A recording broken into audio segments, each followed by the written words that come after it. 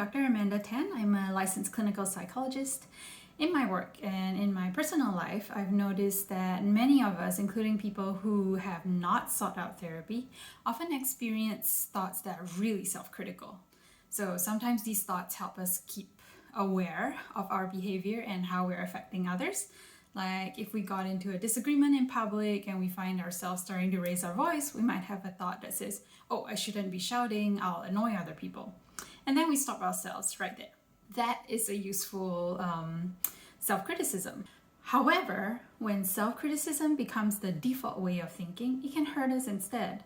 When we start to tell ourselves things like, oh, that was dumb, why did I do that? Or crap, why can't I do anything right?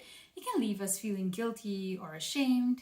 It can leave us afraid of intimate relationships, and it can stop us from trying new things. If self-criticism can be so harmful, how did so many of us end up doing it? How did we develop this way of thinking about ourselves? Well, our parents or significant adults in our lives may have made comments that we took to heart.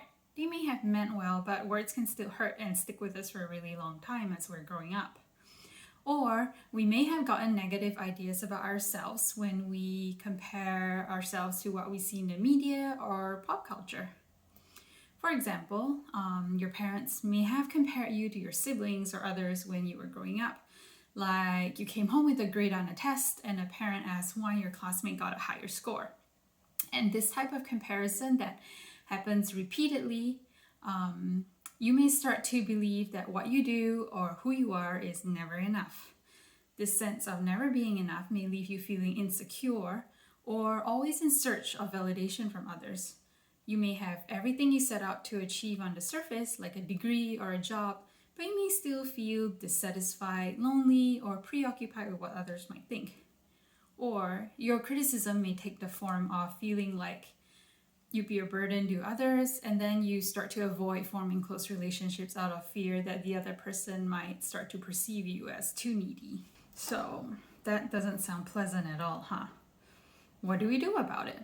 Well, one way to move forward is to first identify our most common self-criticisms, the negative beliefs about ourselves. We can do this by noticing the thoughts that most often pop into your mind. And once you're aware of what criticisms you use the most often, you can check if they are really accurate evaluations of what is happening for real. So in checking with reality, we can form more reasonable beliefs about a situation and ourselves. This is part of cognitive therapy, which was developed by Aaron Beck. The idea is that we can adjust how we understand information about ourselves, others, and the future by treating our beliefs as testable hypotheses and considering whether there is evidence that supports or does not support these beliefs.